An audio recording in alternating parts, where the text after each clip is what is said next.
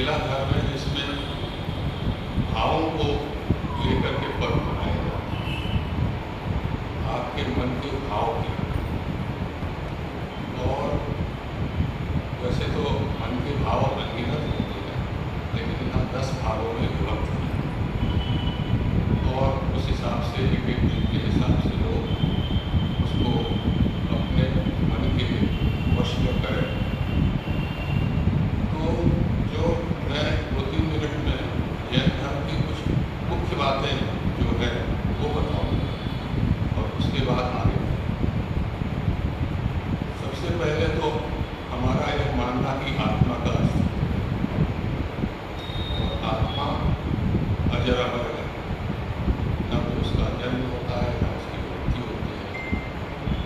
और इसके अलावा यह अनंत ज्ञान, अनंत दर्शन इत्यादि गुणों से संपन्न है और हर व्यक्ति की आत्मा उसकी इंडिविजुअल है, ऐसा जैन धर्म का विश्वास है। और बहुत सारे दर्शन हैं जो आत्मा का अस्तित्व मानते हैं, केवल जैन दर्शन नहीं मानता। सारे वैदिक दर्शन, बौद्ध दर्शन, ये भी आत्मा का अस्तित्व मानते हैं। लेकिन फर्क जो आता है बहुत बड़ा नहीं है, लेकिन बड़ा महत्वपूर्ण है। फर्क सिर्फ यहाँ आता है कि जैन दर्शन यह मानता है कि सबकी आत्मा स्वतंत्र है, वह स्वयं अपने लिए उत्तरदायी है बस। न तो वह किसी का कुछ कर सकता है, न उसके लिए कोई कुछ कर सकता है। ये आत्मा का स्वभाव जैन दर्शन में सिद्ध किया गया। इसका अर्थ यह हुआ कि हम स्वावलंबी और व्यक्ति स्वातंत्र हमारा सिद्धांत। हम स्वतंत्र व्यक्ति है, हर व्यक्ति स्वतंत्र है। इसी से हमारे लोगों के सिद्धांत अहिंसा का सिद्धांत इसी से निकाला था। क्योंकि जब हर व्यक्ति स्वतंत्र है, अपने अपने में अपनी अपनी सत्ता रखता है, तो दूसरे को क्या अधिकार कि उसके ऊपर कोई आक्रमण करे, उस पर आक्षेप करे। वो अपनी जगह स्वतंत्र है, वो अपनी जगह स्वतंत्र है। हम उसका कुछ बिगाड़ रहे हैं, वो हमारा कुछ बिगाड़ रहा है। अगर हमारा कुछ हो रहा है तो हमारे अपने कारण। लेकिन तो क्या कारण है ऐसा? जब हम निकालदर्शी है, सब कुछ हमें पता है, इस आत्मा को दिक्कत क्या है? दिक्कत ये आती है कि ये आत्मा मन, वचन और काया के संयोग से, क्योंकि ये हम शरीर में, ये जीव जो है, यह जीव ही आत्मा। हमारे यहाँ जीव और आत्मा एक ही, जीवात्मा भी कहते हैं उसे। तो इस जीव में जो आत्मा है, शरीर में जो आत्मा है, वो मन और वचन के संयोग से कर्मों का बंध करती रहती है। प्रति क्षण, हर क्षण कर्मों का बंध हो रहा है। और ये कर्म इतने अधिक है संख्या में कि उनकी कोई गिनती कर पाना मुश्किल है। अनंत, आप किसी भी क्षण कुछ भी सोच रहे हैं, कुछ भी कर रहे हैं, कोई भी कर्म कर रहे हैं और आपका बंध हो रहा है।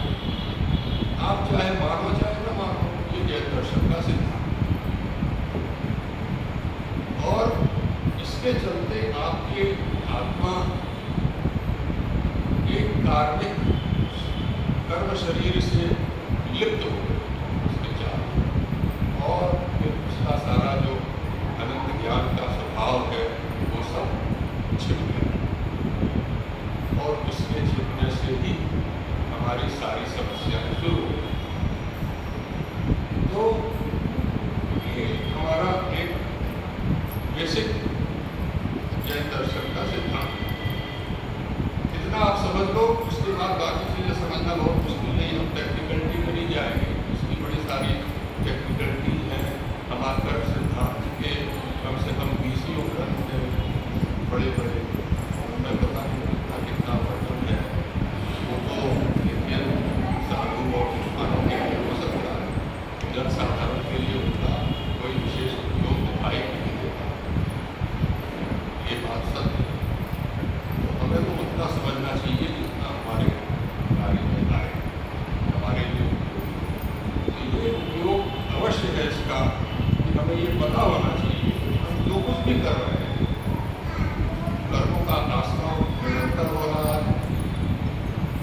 का बंध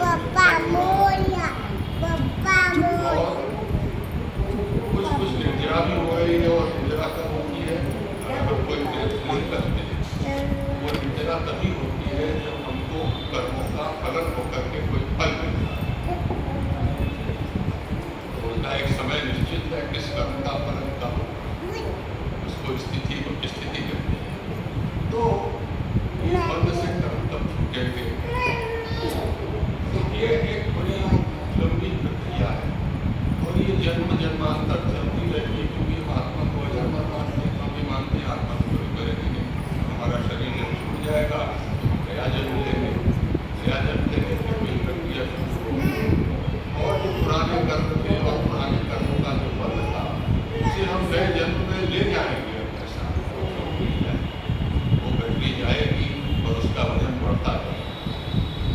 ये हमारे यहाँ का एक साधारण सा एक जिसे कहते हैं कि साधारण पिक्चर है एक, और इसको अगर आपने समझ लिया तो आप बहुत सारी चीज़ें समझ लीजिए, उसमें ऐसी कोई बड़ी बात नहीं।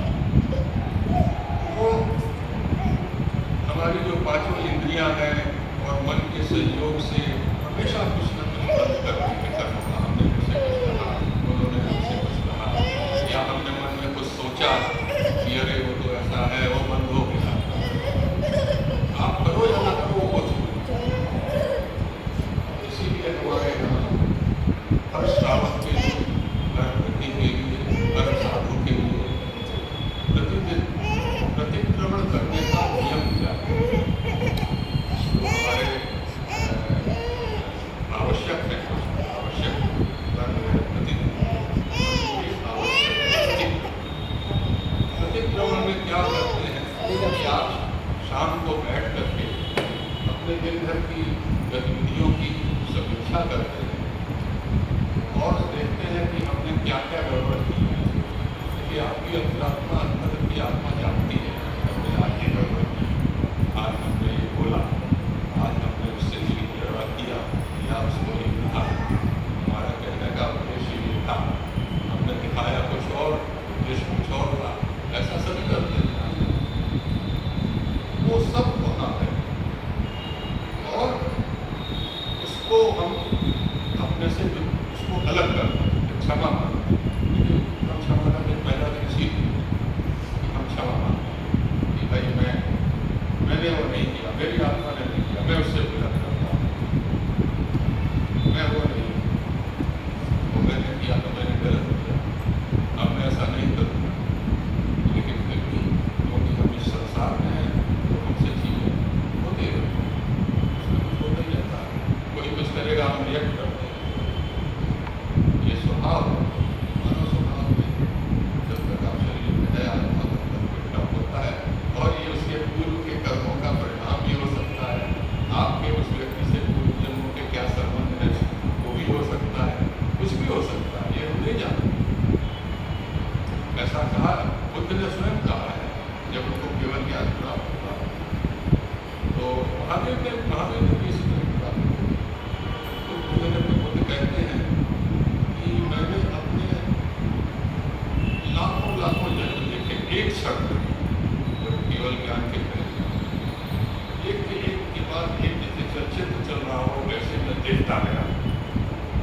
कभी मैं हाथी था, कभी सीढ़ी था, कभी कुछ था, कभी कुछ बना, कभी कुछ बना, और इस तरह से मेरा कोई अंत नहीं। और उस एक क्षण में उन्होंने उन सबसे खुद को अलग किया और केवल ज्ञान प्राप्त किया, ऐसा कहते हैं। तो ये पूर्वजन्म की जो धारणा है और पुनर्जन्म की धारणा है, ये जैन धर्म का एक अभिन्न अंग है।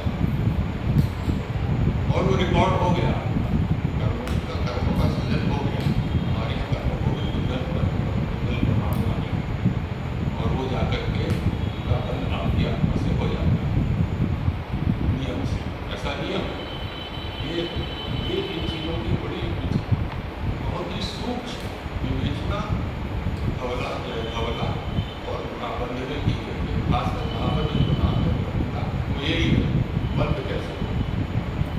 हाँ, तो इस प्रकार से आपके इन कषायों का जो बंद होता जाता है, उनके कारण आप संसार से बंधे रहते हैं और जीवन चक्र बार बार जीवन होता है, फिर मरण होता है और आपका अगला जन्म कहाँ होगा ये आपके कर्मों पर निर्भर करता है। इस प्रकार से चलती है चक्र और हम इनको इनसे खुद को अलग नहीं कर पाते। तो ये जो दशलक्षण धर्म है, एक प्रकार से हमें इन्हीं चीज़ों से खुद को सतर्क करने का, अलग करने का एक उपाय मार्ग दिखाता है। आप जो तप करते हैं, त्याग करते हैं, उपवास करते हैं, उससे आप अपने प्रति सजग हो। आप अपनी आत्मा, अपने शरीर के इस प्रति मोह त्यागते हैं, इन कर्मों के प्रति मोह का त्याग करते हैं, आपको फीलिंग फीलिंग होने लगती है। आप यहाँ उपवास करना शुरू करिए, पहले दिन अलग लगेगा, दूसरे दिन दूसरा अलग लगेगा, तीसरा दिन और अलग लगेगा और होगा। पहले तो आपको लगेगा कि अरे हम क्यों कर रहे हैं, अरे वाह कर दो। तीसरे चौथे दिन आपको थोड़ा उसमें आनंद आने लगेगा, थोड़ा अच्छा लग रहा है, ये तो बहुत अच्छी फीलिंग आ रही है, और करेंगे। इस प्रकार से वो क्यों होता है? क्योंकि आपके कर्मों का क्षय हो रहा है, विद्या। और चाहे वो 2% हो, 3% हो, क्या हुआ? कोई तो हुआ। हमने बहुत ज़्यादा था, उपवास नहीं की, कोई बात नहीं। 10% भी होगी तो बहुत है, आपके तो अनंत कर्म है। तो इसलिए हमको इस विषय में एक पुस्तक अभी मुझे पढ़ने को मिली। इन्होंने ये पुस्तक सिर्फ 4 कषायों पर लिखी। इंग्लैंड में एक डॉक्टर की किया, वैसे कोई शुभकामना नहीं, लेकिन बहुत अच्छा लिखा गया, सभी शुभकामना होता है। वो भी मेरी तरह प्रोफेसर रहे, स्टेटिस्टिक्स के रहे, और बड़े प्रोफेसर थे, इनको वहाँ के इंग्लैंड की किंग में वो भी ऑर्डर ऑफ ब्रिटिश एम्पायर से सम्मानित किया। लेकिन उन्होंने कई पुस्तकें लिखी और उनमें से एक पुस्तक है डिस्ट्रक्टिव इमोशंस, द 4 कषायस ऑफ द डिस्ट्रक्टिव इमोशंस में मतलब ऐसे आपके ऐसे भाव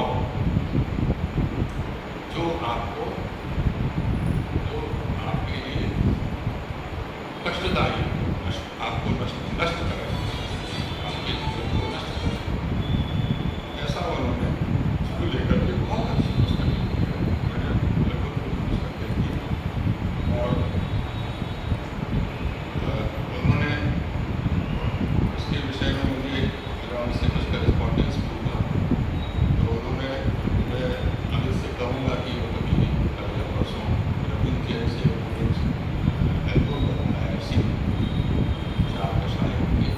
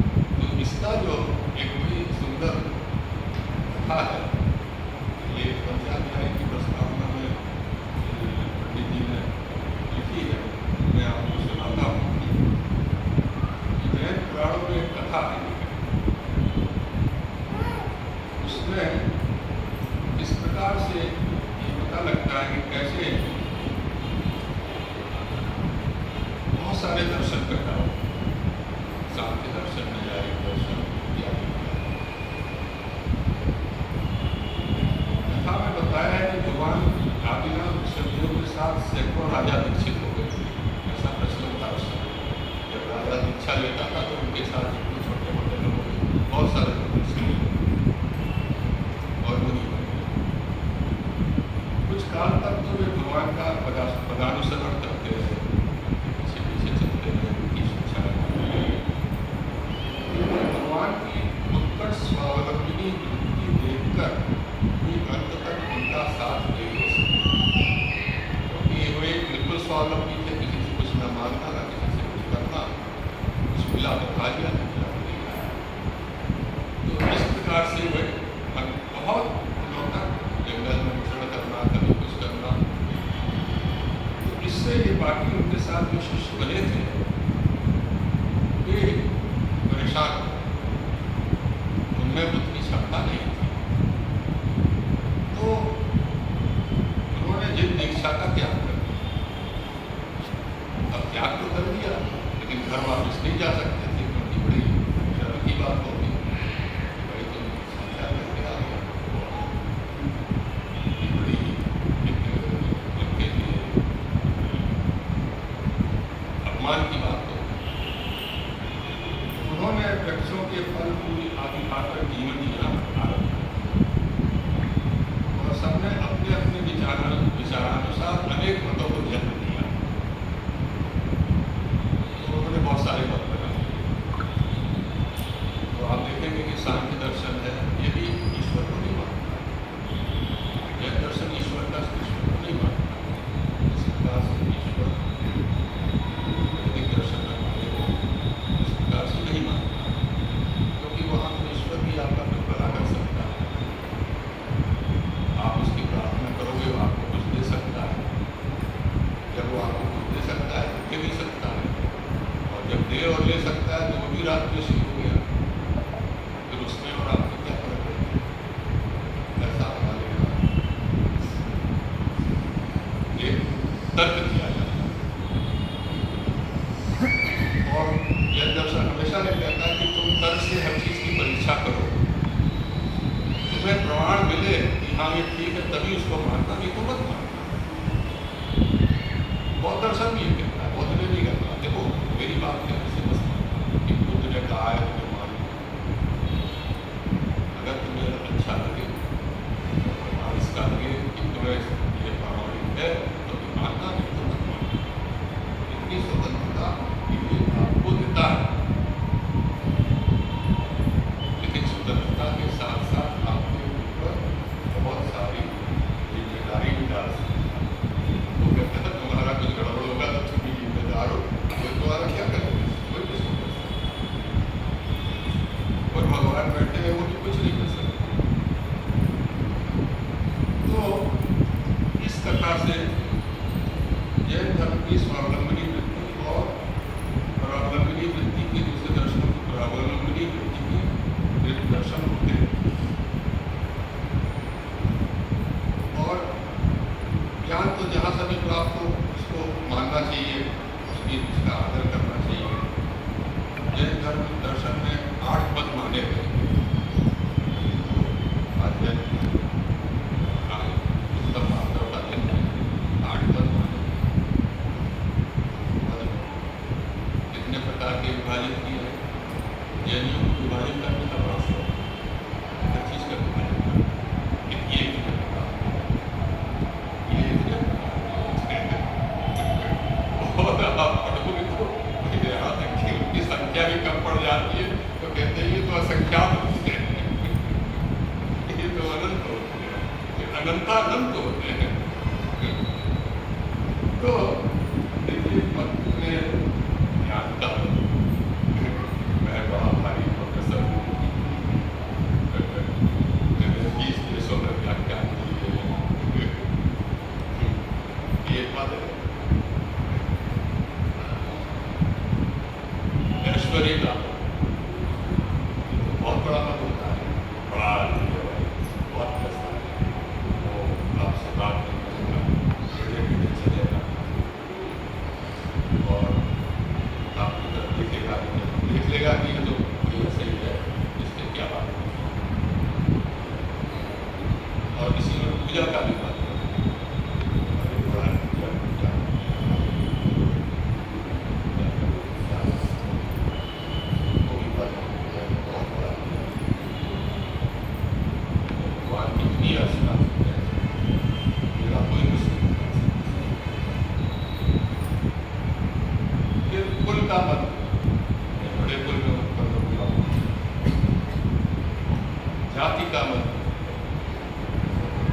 बल का मत है, बड़ा बड़े वक्त की और ताकत है मुझे, रिद्धि का मत, मेरे पास रिद्धियाँ हैं, साधुओं को मत हो जाता है। आपको बहुत सारे साधु मदी मत मिलेगा आज तक, रिद्धियाँ हैं मेरे पास में, ऐसे करना ऐसे तब का मत है, तब का भी मत होगा, बहुत तब कर रहे हैं बड़े बड़े 40 उपवास किए और उसके बाद उसका घमंड हो गया। जब यहाँ घमंड हुआ वो सारे उपवास भी हो गए, खत्म, उसका कोई फल नहीं मिलने वाला। इसी प्रकार से रूप का मन, ये तो बहुत सुंदर इत्यादि, और तब में तो इतना ज़्यादा आदमी में वड्डी हो जाता था कि हो जाता है कि कुछ हो बहुत बड़ा दूसरी, बहुत बड़ा त्यागी, बहुत बड़ा उसकी सारी समस्या वहीं पर लीक हो जाती है। ब्रह्मांड में कहा नहीं पता नहीं लगता। इसको लेकर के एक बड़ी अच्छी कथा है और उसके बाद में आपका समाप्त करूँगा। एक पुस्तक बड़ी अच्छी लगती है मुझे, और सिद्धांत बनी है लेकिन वो वैदिक दर्शन बड़ी अच्छी लगती है। एक पंडित राममणि हुए हैं, बड़े विद्वान और तपस्वी हुए हैं, उन्होंने पुस्तक लिखी है फ्रॉम डेथ टू बर्थ। ये बात करते हैं कि मृत्यु के बाद आपके जन्म तक क्या होगा, उस बीच में क्या होगा। जन्म से मृत्यु के बीच में सबको पता है कि क्या होता है, हमने जन्म लिया और क्या बड़े हुए, ये हुआ वो हुआ, मर गए, फिर उसके बाद आपकी फोटो कर भी ज़्यादा से ज़्यादा यही होगा और क्या। तो ये जो है एक कथा बड़ी अच्छी उन्होंने पुराणों से ली है, पुराण से ली है, उससे क्या करूँ, बहुत सारी चीज़ें तो इससे भी है सब जगह, कोई बहुत फर्क नहीं है। तो राजा रामचंद्र जी बड़े आदर्श राजा माने जाते थे, उनका आदर किया जाता है, राम राज्य का उदाहरण दिया जाता है सभी जगह। हमारे यहाँ जैन धर्म में भी 14 से ज़्यादा जैन रामायण है, अलग अलग कवियों ने, अलग अलग मुनियों ने लिखी है। कई तो कई वॉल्यूम्स में इतनी सुंदर है वो, उनको पढ़िए। पहुँचरी हुए प्राकृत में लिखी गई है, वो भारतीय अनुकूल से निकाली गई थी और इंडिया को इंडिया बहुत पहले पढ़ी थी।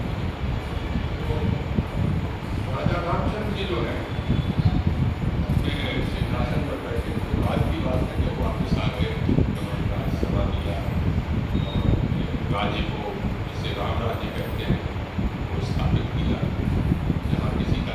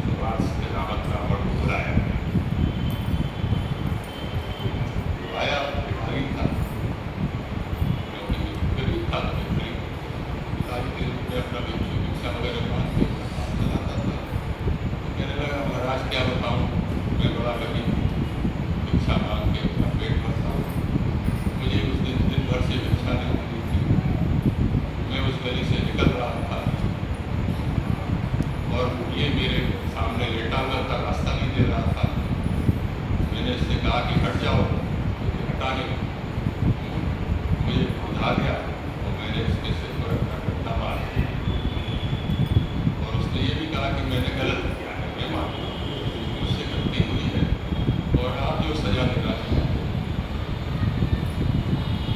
और रामचंद्र जी ने फिर अपने सभी मंत्रियों से और दरबार में जो उपस्थित थे उनसे कहा कि बताओ इसको क्या सजा दी जाए। तो सब आपस में बात करने लगे, सोचते रहे। कहने लगे महाराज ये तो बड़ा पेचीदा मामला है, क्योंकि एक मनुष्य है, एक पशु है और मनुष्य में भी वो मनुष्य ब्राह्मण है, हम उसको सजा कैसे दे सकते हैं। इस तरह की बात कर ये सब चल रहा था। तो कुत्ता बोला कि महाराज मैं आपको एक सुझाव दूँ। कहले हाँ अवश्य। कहले क्या? बोले देखो महाराज, इसको आप कलिंगर मठ का मठाधीश बना दो। कलिंगर मठ का मठाधीश बना दो इसे। मैंने कहा ठीक है, अगर तुम तुमको इस सजा में संतुष्टि है तो मैं उसको बना दूंगा। अब भिखारी बड़ा खुश हो गया, अरे सजा दी तो मुझे बड़ा इनाम मिल गया। और वो हाथी पर बैठ करके राजा ने उसको दे दिया, जाओ दरबार संभालो।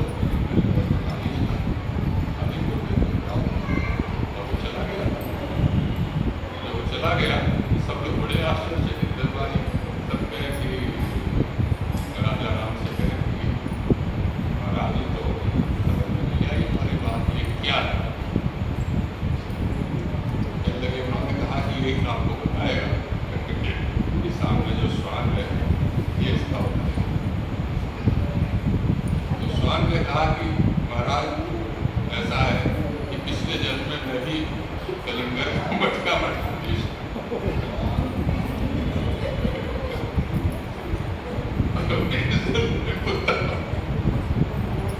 कुत्ता बन गया। उन्होंने कहा क्यों ऐसा कैसे हुआ? महाराज बड़े बचपन में पैदा हुआ, बड़ा बुद्धिमान था मैं और बड़ा तपस्वी था, बड़ा योग्य था।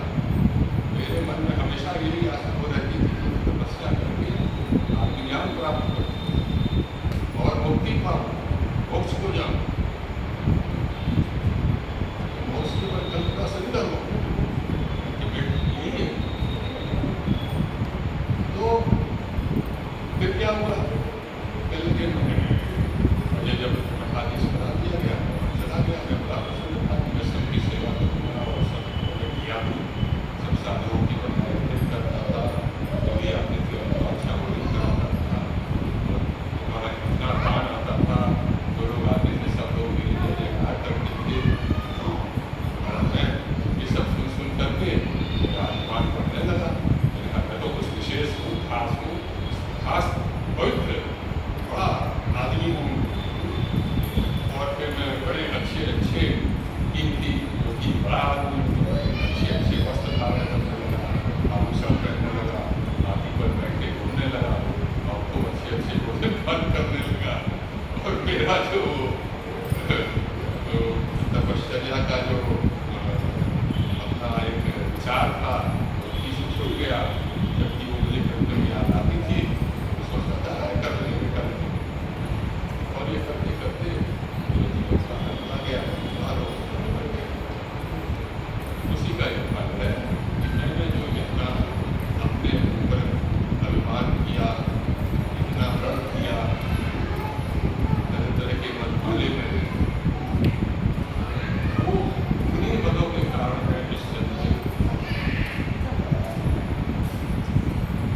तो ये एक कथा जो है इसमें हम वर्णों धर्म का पूरा सारा